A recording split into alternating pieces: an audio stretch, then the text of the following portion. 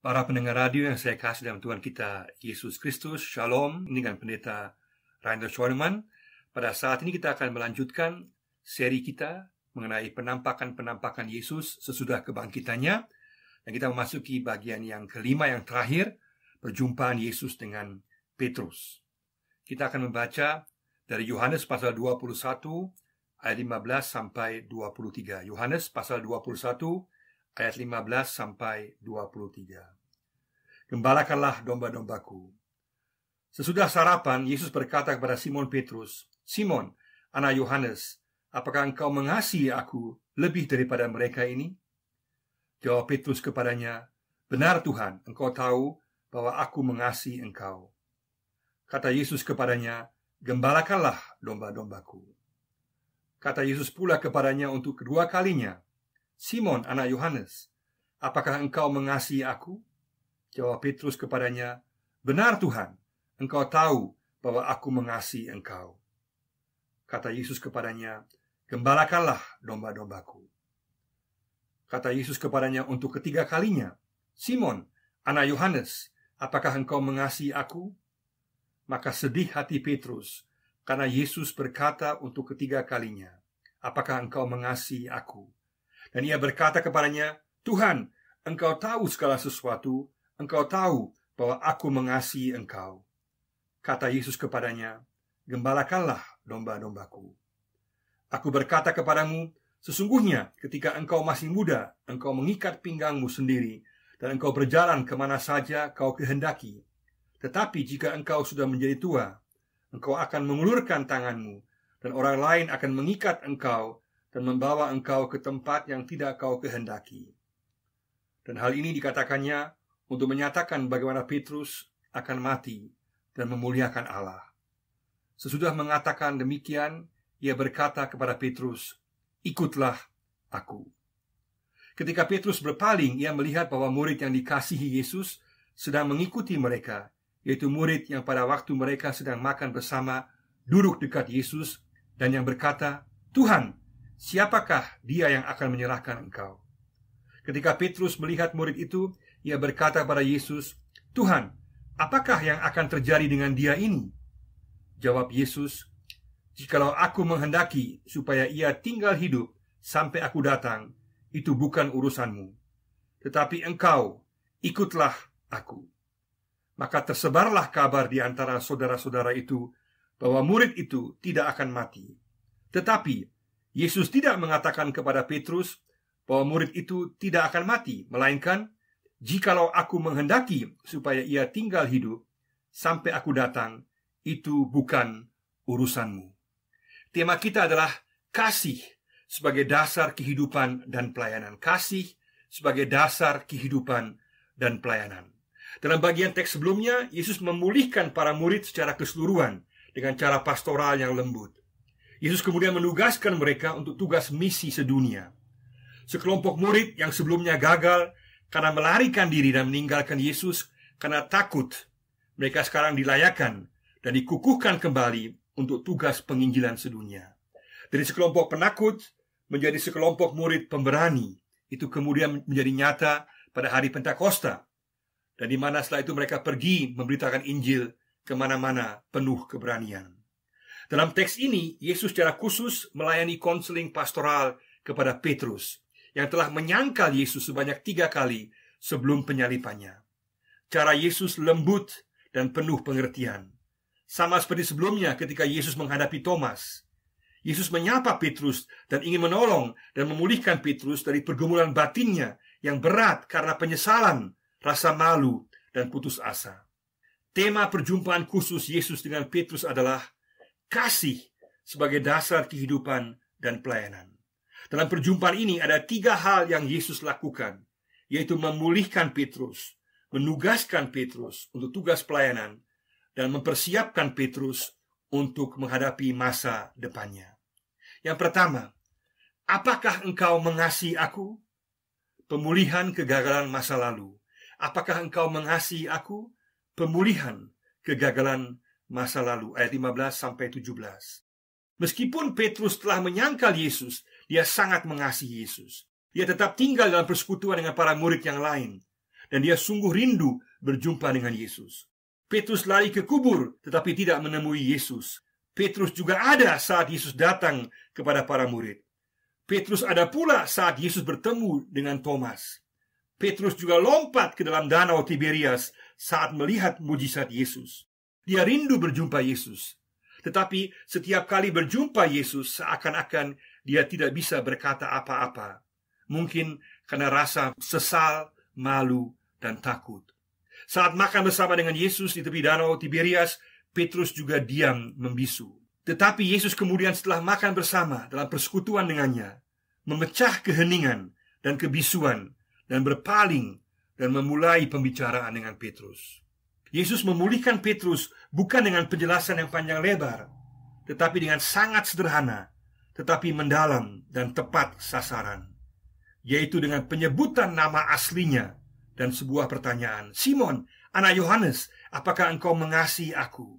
Dengan menyebutkan nama lama Petrus, yaitu Simon, Yesus mengatakan, aku sungguh-sungguh mengenal keberadaan dan karakter dirimu. Tetapi sekaligus Yesus menunjukkan kasih dan kepeduliannya yang mendalam. 3 kali Yesus menanyakan pertanyaan yang sama. Apakah engkau mengasihi aku? Petrus sadar dan sedih bahwa dengan pertanyaan 3 kali itu, Yesus menunjuk kepada penyangkalannya sebanyak 3 kali yang telah dia lakukan sebelum penyaliban Yesus. Dia yang telah dengan sombong mengatakan tidak akan menyangkal dan meninggalkan Yesus, ternyata telah menyangkal Yesus. Petrus berjanji setia kepada Yesus, tetapi telah gagal. Yesus sebagai konselor pribadi yang sejati mau menyelesaikan kegagalan Petrus di masa lalu dan luka-luka batin masa lalunya. Yesus mau agar Petrus mengalami kelegaan, diangkat, dipulihkan, dan memiliki semangat pelayanan dan kekuatan untuk menghadapi masa depan. Ini Yesus lakukan dengan cara bertanya hal mengasihi dia. Mengapa? Karena hal yang terpenting dalam hidup adalah sikap hati yang mengasihi Yesus. Itulah yang Yesus lihat dan nilai. Di atas segala sesuatu yang menentukan adalah kasih kepada Yesus. 3 kali Petrus menjawab, engkau tahu bahwa aku mengasihi engkau. Dan di jawaban ketiga Petrus tambahkan, Tuhan, engkau tahu segala sesuatu. Ketiga jawaban pengakuan, mengakui mengasihi Yesus ini, kemudian memulihkan Petrus dari 3 kali penyangkalannya. Ada prinsip pengajaran Yesus yang sangat penting di sini. Kasih adalah dasar segala sesuatu. Kasih kepada Yesus, itulah yang Yesus lihat. Itulah yang menentukan dan adalah dasar segala sesuatu. Yesus memulihkan dan bukan menghakimi, memberikan kesempatan kembali dan memperbaharui. Yesus merindukan suatu hubungan persekutuan dan menghargai serta memberikan kepercayaan tanggung jawab penugasan. Beda sekali dengan sikap biasa pada manusia. Biasanya manusia bersikap menghakimi pada orang yang dianggap gagal. Orangnya sudah jatuh, malah ditimpakan tangga lagi. Inilah yang sering manusia lakukan. Sayang sekali, ada banyak praktek dan kenyataan di gereja dan kalangan orang Kristen juga yang bertentangan dengan sikap pemulihan dan pembaharuan Yesus ini. Jauh dari sikap kasih. Seringkali kalau ada orang yang gagal dalam sebuah bagian kehidupan tertentu dan jatuh dalam dosa, maka orang itu bukannya diangkat dan dipulihkan, tetapi malahan dihakimi, dijatuhkan, dan dikucilkan. Betapa munafiknya sikap seperti ini yang tidak tahu diri bahwa kita semua adalah orang berdosa yang hanya diselamatkan karena anugerah Yesus semata. Siapa yang menghakimi, dia sebenarnya tidak tahu dan tidak sadar akan keberadaan dirinya sendiri yang memprihatinkan dan yang sungguh membutuhkan anugerah pengampunan dosa dan keselamatan dari Yesus. Marilah kita menjadi orang yang membantu orang lain untuk dipulihkan dan diperbaharui oleh Yesus. Jangan sebaliknya. Karena sikap menghakimi dan menjatuhkan bertentangan frontal dengan sikap dan pengajaran Yesus. Kasih adalah sikap dasar yang perlu kita miliki. Yesus mengingatkan Petrus, para murid, dan semua orang percaya sepanjang zaman tentang kasih sebagai dasar kehidupan pribadi, gereja, dan misi Kristiani. Sebelumnya Yesus telah berulang kali berbicara mengenai kasih Allah, kasihnya, dan panggilan bagi para murid untuk saling mengasihi dan mengasihi orang lain. Yohanes 13 ayat 33 dan 34. Dan dalam 1 Yohanes pasal 4 ayat 8 dijelaskan bahwa semua ini adalah karena hakikat dasar kepribadian Allah adalah kasih. Dalam Injil Yohanes sebanyak 57 kali istilah kasih agape muncul. Orang percaya dipanggil untuk menuruti teladan kasih Allah yang terwujud jelas dalam Yesus dalam segala aspek kehidupan sehari-hari. Misi Allah adalah missio amoris Dei, misi kasih Allah. Setiap pengikut Yesus, setiap gereja, setiap misi, dan setiap pelayanan harus mencerminkan kasih Allah. Jika kasih tidak jelas nampak, maka itu bukanlah misi Allah. Sumber kasih adalah Allah yang memampukan untuk melayani secara menyeluruh, baik kebutuhan secara rohani maupun jasmani. Dalam Roma pasal 5 ayat 5 dikatakan bahwa kasih adalah motor bagi segala sesuatu, yaitu kasih yang telah dicurahkan ke dalam kehidupan orang percaya melalui Roh Kudus. Kasih kepada Allah menghasilkan kasih kepada orang lain. Kasih Petrus kepada Yesus menghasilkan kasih kepada umat gembalaannya. Kasih pada Yesus adalah inti kehidupan Kristiani. Motivasi pelayanan yang paling murni adalah kasih. Kalau tidak ada kasih, semuanya sia-sia. Motivasi pelayanan terdalam adalah kasih karena telah mengalami pengampunan, menyadari akan anugerah Allah yang luar biasa, bersyukur atasnya, dan rindu agar orang lain juga dapat mengalami kasih Yesus yang luar biasa ini. Kita selalu harus menanyakan kepada diri kita sendiri, apakah kita sungguh mengasihi Yesus? Apakah kasih adalah motivasi pelayanan kita yang terdalam? Ataukah mungkin telah tercampur dengan motivasi-motivasi yang tidak murni dari keegoisan manusiawi kita?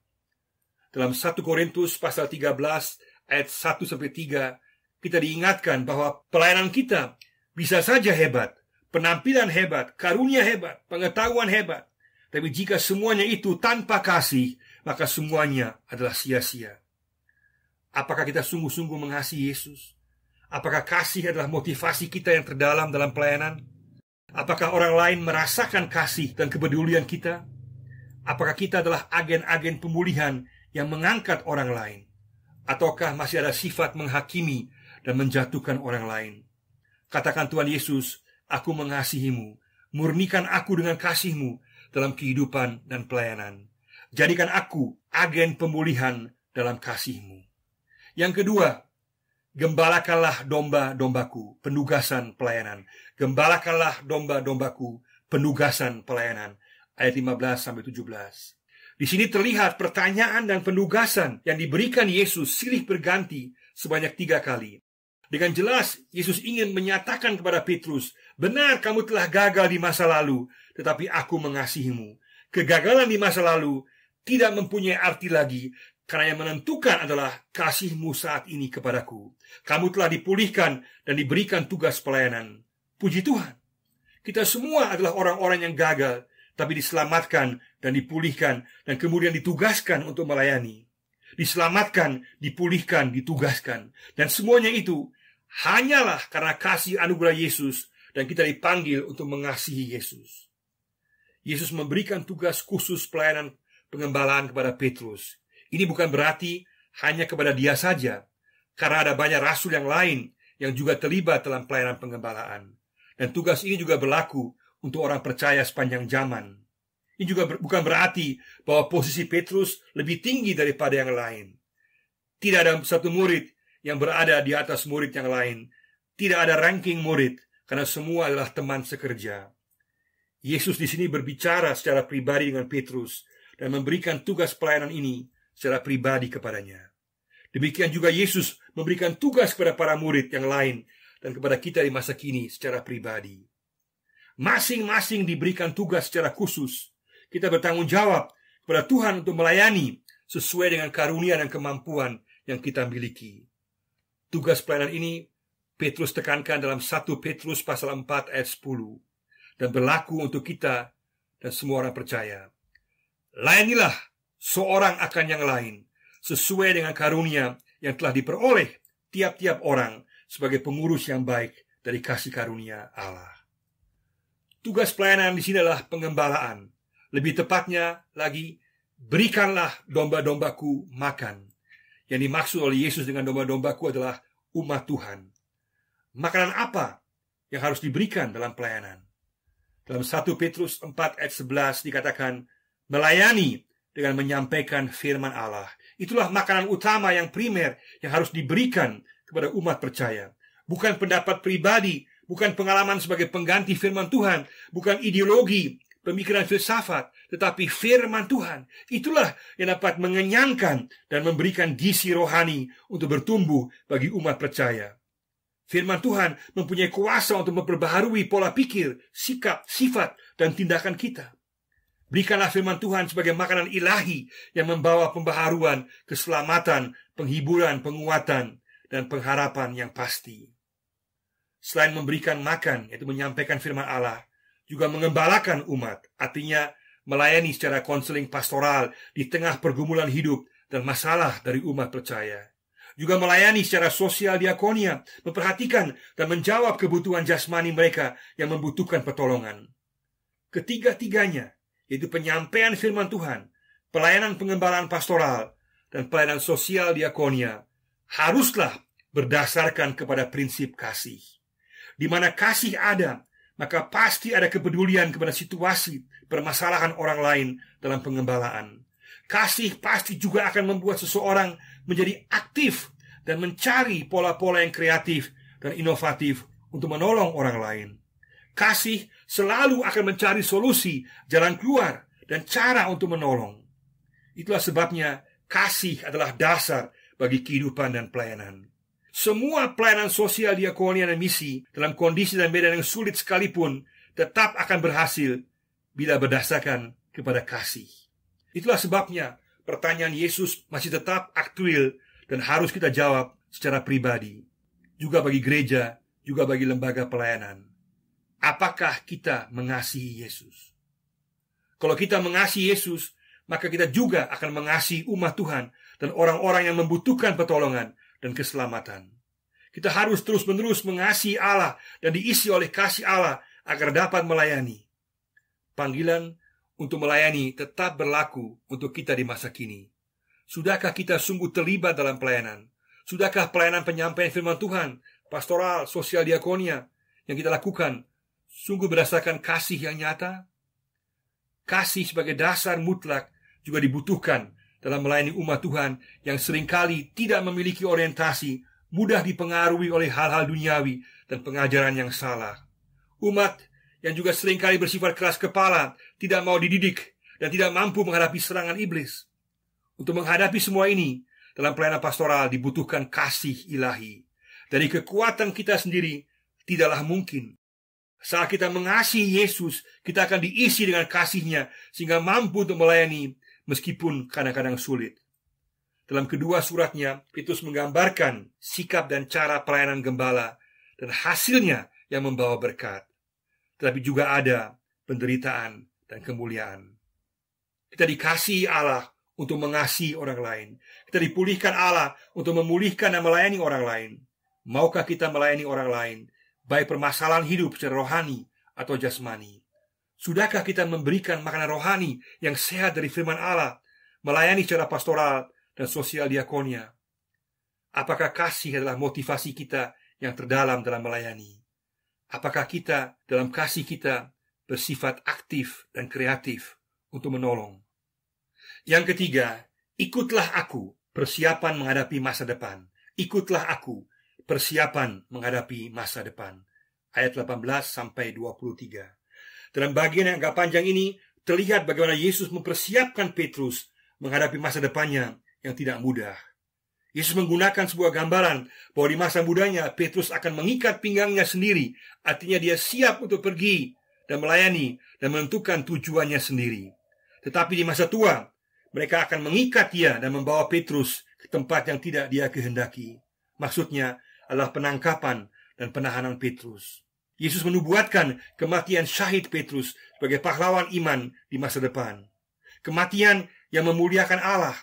Ungkapan mati dan memuliakan Allah adalah ungkapan yang umum di kalangan orang-orang Kristen mula-mula untuk menggambarkan mati syahid sebagai martir karena iman percaya kepada Yesus. Dan menurut tradisi, Petrus mati syahid di awal tahun 60-an di Roma, di masa pemerintahan Kaisar Nero yang sangat banyak menganiaya dan membunuh orang Kristen. Paulus pun juga dibunuh. Atas permintaannya sendiri, Petrus minta disalibkan dalam keadaan terbalik karena merasa tidak layak disalibkan dengan cara yang sama dengan Tuhan Yesus. Kita tahu bahwa hampir semua murid Yesus mati syahid dan hanya Yohanes yang berumur panjang. Sungguh luar biasa perubahan dari Petrus yang awalnya sebegitu angkuh, emosional, menjadi seorang gembala yang rendah hati, sabar, dan penuh pengertian, serta sedia berkorban. Itulah kuasa karya pembaharuan Yesus. Yesus mengatakan, ikutlah aku. Apa maksudnya? Yesus ingin menguatkan Petrus menghadapi masa depan dengan menegaskan, yang terpenting dalam kehidupan adalah mengikuti aku. Terlepas dari semua situasi dan kondisi yang ada dan yang akan terjadi di masa depan, fokuslah kepada mengikut aku, maka engkau akan mencapai tujuan keselamatan kekal, memperoleh pemeliharaan kekal daripadaku, engkau akan dimuliakan. Puncak dari kasih dan penyerahan diri Petrus bagi pelayanan pengembalaan terbukti dengan dia menyerahkan nyawanya dalam mati syahid. Itu semua karena kasihnya kepada Yesus dan kasihnya dalam pengembalaan kepada umat Tuhan. Dia berkorban. Dalam Yohanes 15 ayat 13, Yesus berkata, tidak ada kasih yang lebih besar daripada kasih seorang yang memberikan nyawanya untuk sahabat-sahabatnya. Di sini nampak kasih Yesus yang memberikan nyawanya bagi penebusan dosa manusia. Petrus menunjukkan kasihnya kepada umat Tuhan dengan pelayanan yang setia walaupun harus berkorban sampai mati. Sungguh luar biasa teladannya bagi semua orang percaya. Kita belajar bahwa yang paling penting dalam kehidupan dan pelayanan Kristiani adalah mengikut Yesus. Sudahkah dan maukah kita sungguh-sungguh mengikut Yesus? Meskipun selain memperoleh berkat dan kemuliaan juga dapat berarti penderitaan dan pengorbanan, ikutlah Yesus, itulah yang terpenting. Kata-kata Yesus yang terakhir dalam Injil Yohanes pasal 21 ayat 22 adalah kepada Petrus, ikutlah aku.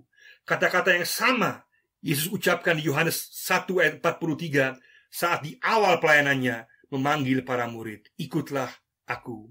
Yang paling penting dalam kehidupan dan pelayanan pengikut Yesus sepanjang masa adalah mengikut Yesus. Ini yang paling penting, berada dalam jalur tapak Yesus dan dalam hubungan dengannya. Rencana Yesus untuk setiap kita secara pribadi, secara individu adalah khusus.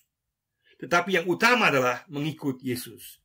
Bagaimanapun juga situasi kondisi jalan hidup di masa depan.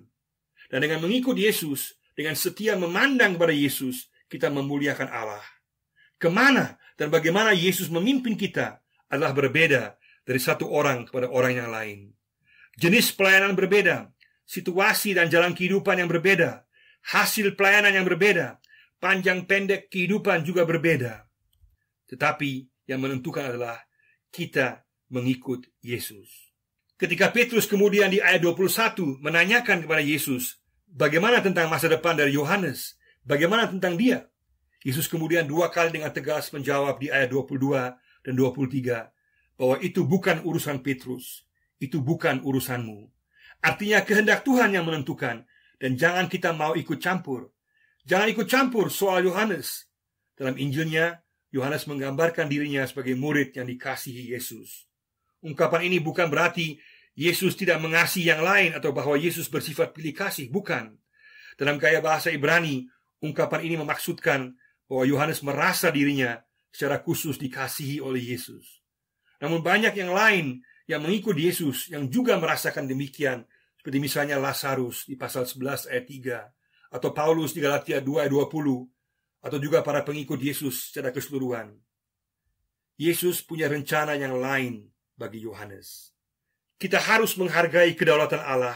Urusan Tuhan adalah urusan Tuhan. Kedaulatan Allah yang penuh kasih dan yang pada akhirnya membawa keselamatan dan kebaikan. Yang lebih penting untuk kita saat ini adalah mengikut Yesus secara pribadi dan rencananya bagi kita secara individu. Yesus kembali menekankan, ikutlah aku. Artinya Yesus ingin menegaskan, fokuslah kepada dirimu sendiri untuk setia mengikut Yesus sampai akhir.